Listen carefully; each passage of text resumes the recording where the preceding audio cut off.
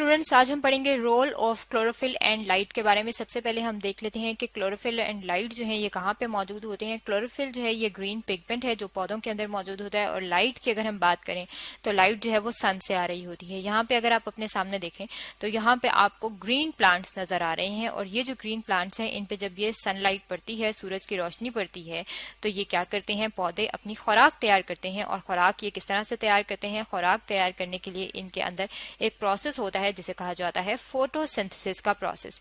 यहाँ पे ये जो हम अपने सामने इक्वेशन लेके आए हैं, इस इक्वेशन में जो है ये फोटोसिंथेसिस की इक्वेशन है, और इसमें जो है ये पता चल रहा है कि कार्बन डाइऑक्साइड जो है ये इस्तेमाल होती है इसके अंदर। और ये कार्बन डाइऑक्साइड आती कहाँ से है, हवा के अंदर कार्बन डाइऑक्साइड गैस मौजूद होती है, और वाटर जो है ये मौजूद होता है प्लांट्स के अंदर, पौधों के अंदर, क्योंकि वो अपनी जड़ों से जमीन से पानी को जज़ब करते हैं।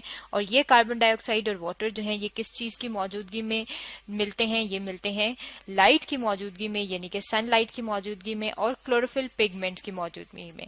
यानी कि ये क्लोरोफिल पिगमेंट और लाइट जो है इन दोनों के मिलने में अहम किरदार अदा करती है। और जब ये दोनों मिलते हैं तो क्या होता है, इनके अंदर फूड तैयार होती है, और ये फूड किस सूरत में तैयार होती है, ये होती है ग्लूकोज की सूरत में। ये जो है ये ग्लूकोज जो है ये सिंथेसाइज हो रही है, इसके साथ इनके अंदर ऑक्सीजन गैस प्रोड्यूस होती है, और ये ऑक्सीजन गैस जो पौधे जो हैं वो रिलीज करते हैं, और लिविंग ऑर्गेनिज्म इन्हें सांस लेने के लिए इस्तेमाल करते हैं। इसके अलावा इनके साथ वाटर जो है वो भी प्रोड्यूस होता है। इसका मतलब है कि जो पौधे अपनी खुराक तैयार कर रहे हैं और उनके अंदर फोटोसिंथेसिस का प्रोसेस हो रहा है, उसमें दो चीजें जो हैं वो इंपॉर्टेंट हैं, एक तो है क्लोरोफिल और दूसरा है लाइट। सबसे पहले जो है वो हम वन बाय वन इनको देख लेते हैं। सबसे पहले हम क्लोरोफिल के बारे में पढ़ते हैं कि क्लोरोफिल क्या है। क्लोरोफिल जो है वो हमें पता है कि क्लोरोफिल जो है ये क्या है, ये पिगमेंट है। और अगर हम इसकी डायग्राम देख लें तो यहाँ पे जो है ये हम अपने सामने एक डायग्राम लेकर आए हैं। ये डायग्राम जो है ये इसमें मुख्तलिफ किस्म के सेल्स दिखाए गए हैं, और इन सेल्स के अंदर यहाँ पे आप अंदर देखें तो ये ग्रीन कलर के सर्कुलर सी चीजें नजर आ रही हैं। ये जो ग्रीन कलर की सर्कुलर सी चीजें हैं ये क्या हैं, ये क्लोरोप्लास्ट हैं। यानी कि प्लांट का जो सेल होता है उसके अंदर एक ऑर्गेनेली होती है क्लोरोप्लास्ट, और उस क्लोरोप्लास्ट के ऑर्गेनेली के अंदर जो है ये पिगमेंट्स मौजूद होते हैं जिन्हें कहा जाता है क्लोरोफिल पिगमेंट्स। अब अगर हम इन क्लोरोफिल पिगमेंट्स की बात कर लें कि ये किस किस्म के होते हैं, तो क्लोरोफिल पिगमेंट्स जो हैं वो मुख्तलिफ टाइप्स के हैं। अगर हम इनकी टाइप्स की बात कर लें तो हम अपने सामने ले आते हैं क्लोरोफिल जो है, क्लोरोफिल की टाइप्स में क्लोरोफिल ए पिगमेंट शामिल है, क्लोरोफिल बी है, क्लोरोफिल सी है, क्लोरोफिल डी है, और क्लोरोफिल ई है। इनके अलावा एक और जो क्लोरोफिल है वो उसकी भी एक और टाइप है जिसे कहा जाता है बैक्टीरियो क्लोरोफिल। और ये जो बैक्टीरियो क्लोरोफिल है ये किसके अंदर मौजूद होता है, ये मौजूद होता है बैक्टीरिया के अंदर। यानी कि ऐसे बैक्टीरिया जो हैं ये माइक्रो ऑर्गेनिज्म है जो हमें आम आंख से नजर नहीं आते, और इनके देखने के लिए माइक्रोस्कोप इस्तेमाल की जाती है। ये जो बैक्टीरिया हैं जो अपनी खुराक खुद तैयार करते हैं उनके अंदर मौजूद होता है बैक्टीरियो क्लोरोफिल, और ये बैक्टीरियो क्लोरोफिल को इस्तेमाल करते हुए अपनी खुराक तैयार करते हैं। अब अगर हम बात कर लें इन A B C D E chlorophyll की, तो इनमें से जो क्लोरोफिल ए है ये ज्यादा अबंडेंटली मौजूद होता है जितने भी ग्रीन प्लांट्स होते हैं उनके अंदर। और अगर हम बात कर लें क्लोरोफिल बी की, तो क्लोरोफिल बी भी मौजूद होता है प्लांट्स के अंदर, लेकिन ये ज्यादातर मौजूद होता है हायर प्लांट्स के अंदर। हायर प्लांट से क्या मुराद है, जैसे कि ट्री वगैरह जो है ये हायर प्लांट्स के अंदर आते हैं। इसके अलावा जो क्लोरोफिल सी डी और ई पिगमेंट्स हैं, अगर हम इनकी बात करें तो ये मौजूद होते हैं ग्रीन एल्गी के अंदर। ग्रीन एल्गी क्या है, ग्रीन एल्गी कहाँ पे होते हैं और किस तरह के होते हैं। अक्सर आपने देखा होगा कि जहाँ पे पानी जो है वो खड़ा होता है उसके नीचे एक ग्रीन ग्रीन सी स्ट्रक्चर डेवलप हो जाती है। वो जो ग्रीन ग्रीन सी चीजें खड़े पानी के अंदर होती हैं वो ग्रीन एल्गी होती हैं, और उनका कलर ग्रीन इसलिए होता है क्योंकि उनके अंदर क्या होता है, उनके अंदर होता है क्लोरोफिल सी, क्लोरोफिल डी और क्लोरोफिल ई। और ये जितने भी क्लोरोफिल के पिगमेंट्स हैं ये सारे फूड सिंथेसाइज करवाते हैं, और ये फूड सिंथेसिस में किस तरह से हेल्प करते हैं, क्योंकि ये लाइट को एब्जॉर्ब करते हैं।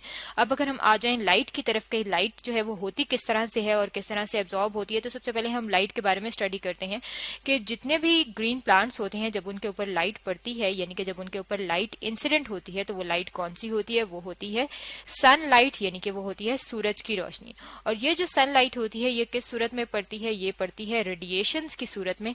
और ये जब रेडिएशंस की सूरत में पत्तों पर पड़ती है तो इन्हें पत्तों के अंदर कौन सी चीज एब्जॉर्ब कर लेती है, इन्हें एब्जॉर्ब कर लेते हैं क्लोरोफिल मॉलिक्यूल, यानी कि क्लोरोफिल पिगमेंट्स जो कि इन पौधों के अंदर मौजूद होते हैं। अब ये जो लाइट इनके ऊपर इंसिडेंट हुई है जिन्हें क्लोरोफिल पिगमेंट्स ने एब्जॉर्ब किया है, अगर हम उसकी बात करें कि उसकी नेचर कैसी है, वो किस किस्म की होती है, तो ये ड्यूल नेचर की होती है, यानी कि इसकी डबल नेचर होती है। डबल नेचर किस तरह से होती है? डबल नेचर इस तरह से होती है कि ये जो है ये दो तरीके से बिहेव करती है। एक तो ये वेव की तरह होती है और दूसरी ये पार्टिकल की तरह की होती है।